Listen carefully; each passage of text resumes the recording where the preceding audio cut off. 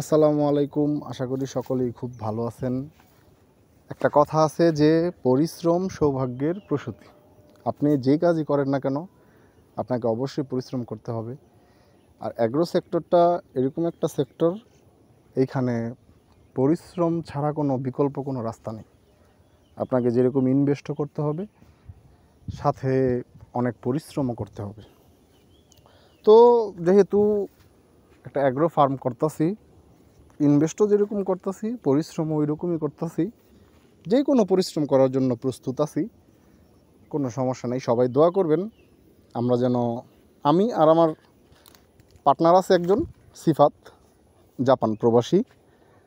তো দোয়া করবেন সবাই আমাদের জন্য, যেন আমরা সুস্থ থাকি, আমরা যেন আমাদের কাজকর্মগুলা ঠিকঠাকভাবে করতে পারি। মাছের খাবার ছিল না, তাই মাছের খাবার নিয়ে ছুটলাম পুকুরের উদ্দেশ্যে। সবাই আমাদের জন্য দোয়া করবেন। আসসালামু আলাইকুম, সবাই ভালো থাকবেন।